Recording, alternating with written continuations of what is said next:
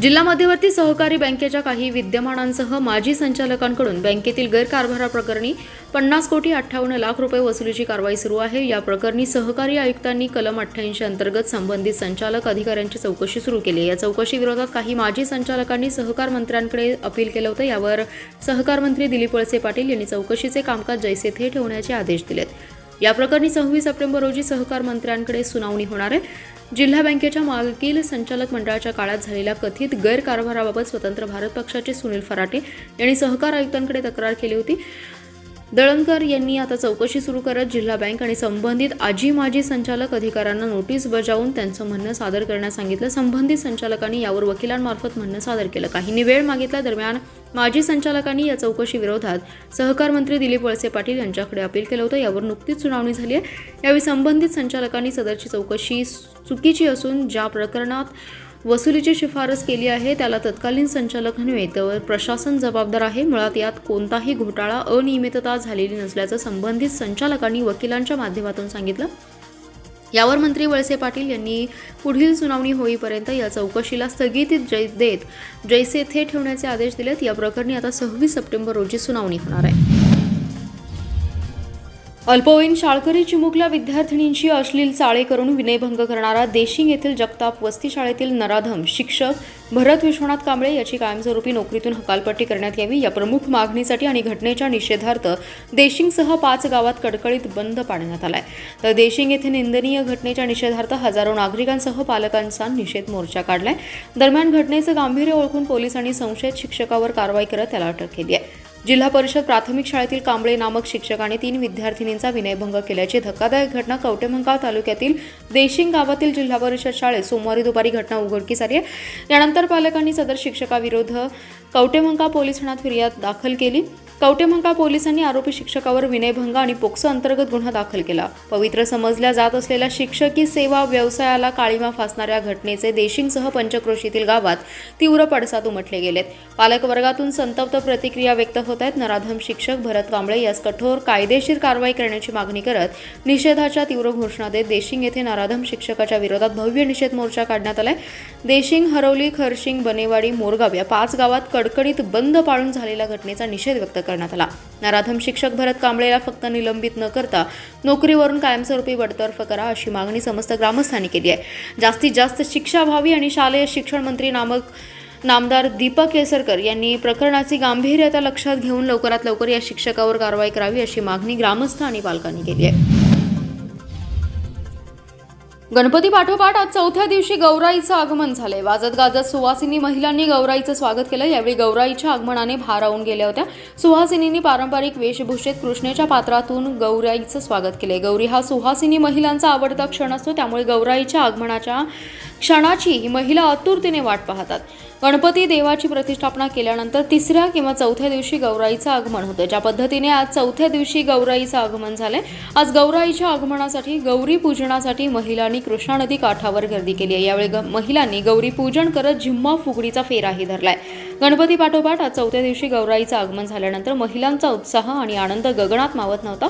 यावेळी वाजत गाजत डोक्यावर गौराई घेऊन महिलांनी गौराईची सवाद्य मिरवणूक काढली आहे। पारंपरिक पोशाखात महिलांनी गौराईचं स्वागत केलंय। सांगलीतील कृष्णेच्या काठी गौराईला घरी नेण्यासाठी सुवासिनींनी गर्दी केली होती।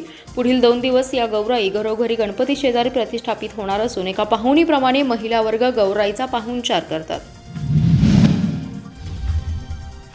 लोकसभा निवडणुकीतील चुका आणि नाराजी दुरुस्त करून विधानसभेला सामोरे जावा। जनमत भाजप महायुतीच्या बाजूने असून पक्ष संघटना सक्रिय करा अशा सूचना भाजपाचे जिल्हा प्रभारी बेळगावचे माजी आमदार अभय पाटील यांनी भाजप पदाधिकारी बैठकीत केली आहे। भाजपाचे प्रभारी प्रवासी माजी आमदार अभय पाटील हे सांगली दौऱ्यावर आहेत। मंगळवारी त्यांनी भाजपाचे शहर जिल्हा पदाधिकारी, बूथ प्रमुख, मंडल अध्यक्ष तसेच विविध मोर्चांचे पदाधिकारी यांची बैठक घेतली। भाजपाचे पश्चिम महाराष्ट्र संघटन मंत्री मकरंद देशपांडे, माजी आमदार दिनकर पाटील, प्रकाश बिरजे, शहर जिल्हाध्यक्ष प्रकाश ढंग, सरचिटणीस विश्वजित पाटील, धीरज सूर्यवंशी, मोहन वाटवे, राजू आवटी तसेच भाजप महिला मोर्चाच्या शहर जिल्हाध्यक्षा गीतांजली ढोपे पाटील उपस्थित होते।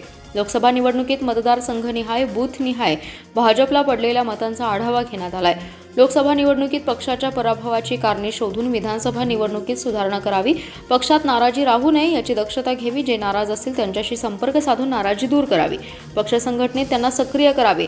पक्षाचे पदाधिकारी, विविध मोर्चांचे अधिकारी, मंडल अध्यक्ष, बूथ प्रमुख यांनी मतदारांशी संपर्क वाढवावा, सक्रिय व्हावं असे पक्षाचे जिल्हा प्रभारी प्रवासी पाटील यांनी सांगितले. श्री अंबाबाई तालीम शिक्षण संस्थेच्या संजय भोकरे ग्रुप ऑफ इन्स्टिट्यूटमध्ये शैक्षणिक वर्ष 2024 ते 25 पासून BSc नर्सिंग महाविद्यालय सुरू करण्यास मान्यता मिळाली आहे. महाराष्ट्र आरोग्य विज्ञान विद्यापीठ नाशिक आणि महाराष्ट्र शासन यांची मान्यता महाविद्यालयास प्राप्त झाली आहे. महाविद्यालयाची सुसज्ज इमारत, शासनाच्या नियमानुसार सर्व सोयी सुविधा तसेच स्कॉलरशिप सवलतींचा लाभ सर्व प्रवेश घेणाऱ्या विद्यार्थ्यांना मिळणार आहे. सदर महाविद्यालयाची प्रथम वर्ष प्रवेश क्षमता 50 विद्यार्थी इतकी असून संजय भोकरे ग्रुप ऑफ मध्ये आणखी एक मानाचा तुरा खोवला गेला. यावेळी संस्थेचे अध्यक्ष संजय भोकरे यांच्या हस्ते मान्यतापत्र देऊन महाविद्यालयास शुभेच्छा दिल्या. GNM आणि BSc हे दोन्ही अभ्यासक्रम यंदापासून सुरू होत आहेत. अभ्यासक्रमासाठी प्रवेश घेणाऱ्या विद्यार्थ्यांनी भोकरे इन्स्टिट्यूटशी संपर्क साधावा असे आवाहन संस्थेकडून करण्यात आले. यावेळी श्री अंबाबाई तालीम संस्थेचे अध्यक्ष संजय भोकरे, उपाध्यक्ष सिद्धार्थ भोकरे, कार्यकारी संचालक डॉक्टर दीपक मुदगल, प्रशासकीय संचालिका धनश्री चक्रवर्ती, प्राचार्य डॉक्टर संदीप शेळके आणि नितीन कट्टी उपस्थित होते. शालेय विद्यार्थिनींच्या सुरक्षेचा मुद्दा ऐरणीवर आलाय. विद्यार्थ्यांच्या सुरक्षेसाठी सर्व शाळांमध्ये सखी सावित्री समिती स्थापन करण्याचे आदेश शासनाने दिलेत. मात्र शाळा व्यवस्थापनाने याकडे कानाडोळा केल्याने अनेक ठिकाणी सखी सावित्री समित्यांचा पत्ताच नाही. याशिवाय जिल्ह्यातील शाळांमध्ये विशाखा समित्या कार्यरत नसल्याने पालकमंत्री डॉक्टर सुरेश खाडे संतप्त झालेत. समित्या आणि CCTVवरून प्राथमिक शिक्षणाधिकाऱ्यांना फैलावर घेत त्याबाबतची कार्यवाही करण्याचे आदेश दिले. जिल्हाधिकारी कार्यालयात जिल्हा विद्यार्थी सुरक्षा समितीची बैठक पालकमंत्री खाडे यांच्या अध्यक्षतेखाली घेण्यात आली. यावेळी आमदार सदाभाऊ खोत, जिल्हाधिकारी राजा दयानिधी, पोलीस अधीक्षक संदीप घुगे, प्राथमिक शिक्षणाधिकारी मोहन गायकवाड, रावसाहेब पाटील, महिला बाल विकासचे अधिकारी उपस्थित होते. बदलापूर येथे चिमुकल्या मुलींच्या अत्याचाराची घटना समोर आल्यानंतर संपूर्ण संताप व्यक्त केला जातोय. अशातच कवठेमहांकाळ तालुक्यात विद्यार्थिनींचा विनयभंग झाल्याची दुर्दैवी घटना घडली. त्यामुळे विद्यार्थिनींच्या सुरक्षेचा पुन्हा प्रश्न ऐरणीवर आलाय. शालेय शिक्षण विभागाने प्रभावी उपाययोजनांची अंमलबजावणी आणि नवीन उपाययोजना लागू करण्यासाठी आदेश दिलेत. काही शाळांमध्ये स्थापन असलेल्या समित्यांचं कार्य केवळ कागदोपत्रीच असल्याचं स्पष्ट झालं.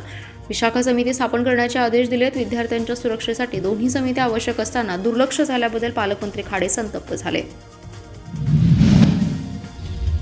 बिग बॉस मराठीच्या घरात संग्राम चौगुलेच्या येण्याने बदल झालेला पाहायला मिळणार आहे. संग्रामच्या येण्याने काहींना आनंद झालाय तर काहींना मात्र त्याचा खेळ पटलेला दिसून येत नाहीये. आजच्या भागात घरातील काही मंडळी संग्रामचं कौतुक करताना दिसणार आहेत.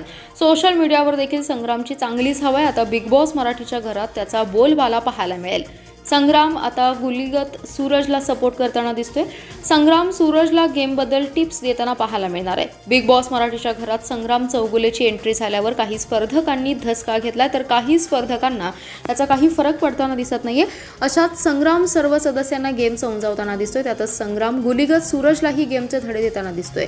संग्रामचा सूरजला सपोर्ट पाहून नेटकऱ्यांच्या प्रतिक्रिया समोर येत आहेत. आजच्या भागात सूरज आणि संग्राम गेम प्लॅनबद्दल बोलताना दिसणार आहेत. सूरज म्हणतोय सर्वांना गेम प्लॅनमध्ये आपण हादरवून टाकू. त्यावर संग्राम म्हणतो आपल्याकडून काही चूक होणार नाही एवढंच पाहायचं. बुद्धीसाठी शिकण्याची गरज नसते. दररोजच्या रोज आपण जे करतो त्यातूनच आपण शिकायचं असतं.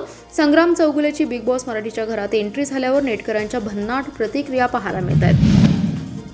गणपती प्रतिष्ठापनेसाठी कुटुंबीय गावी जातात. संजयनगरमधील हसुरे नगरमधील बंद घर फोडून चोरट्यांनी घरफोडी केले. घरात ठेवलेले सोन्याचे दागिने, LED TV, 2 लॅपटॉप, सोन्याची अंगठी असा एकूण 1,50,000चा मुद्देमाल लंपास केलाय. सदर घरफोडीची घटना ही रविवारी पहाटेच्या सुमारास घडली. या प्रकरणी सागर तानाजी गावडे यांनी संजयनगर पोलीस ठाण्यात फिर्याद दिली आहे.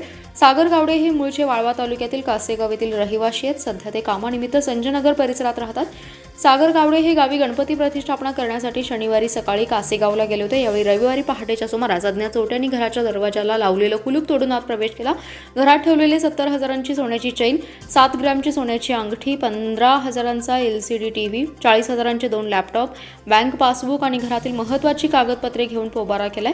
रविवारी सायंकाळी 6:30 वाजण्याच्या सुमारास गावडे हे घरी सांगलीत परतले असता त्यांना सदर घरफोडीची घटना निदर्शनास आली. यानंतर त्यांनी संजयनगर पोलीस ठाण्यात फिर्याद दिली. त्यांच्या फिर्यादीवरून पोलिसांनी अज्ञात चोरट्यांविरोधात गुन्हा दाखल केलाय. दरम्यान घटनेचं गांभीर्य ओळखून उपअधीक्षक अण्णासाहेब जाधव यांनी घटनास्थळी भेट देऊन तपासाच्या सूचना केल्या. गेले 42 वर्ष सजीव देखाव्यांची परंपरा असणाऱ्या सांगलीतील मारुती रोडवरील खोकी संघटना गणेशोत्सव मंडळाकडून राज्यातील सत्ता संघर्ष आणि आमदार पळवापळवीवर आधारित सजीव देखावा सादर करण्यात आला। या देखाव्यात राज्यात मागील काही वर्षात सत्ता संघर्ष कसा झाला, सत्तांतर कसं झालं, आमदार कसे पळवले गेले याबाबत विनोदी शैलीतून सादरीकरण केले। देखाव्याचे संयोजन मंडळाचे अध्यक्ष दीपक चव्हाण, सचिव राजू गडकरी, संजय चव्हाण, राहुल चव्हाण, अरुण अडसुळे, शंभूराज चव्हाण, जयश्री पाटील आदींनी केले। सदरचा आकर्षक सजीव देखावा पाहण्यासाठी गणेश भक्तांनी मोठी गर्दी केली आहे। सध्या राज्यातील बदललेलं चित्र, राजकीय हालचाली या विषयावर भाष्य करणारा सांगलीतील हा पहिलाच देखावा असल्याने नागरिकांनी देखील या देखाव्याला मोठा प्रतिसाद दिलाय।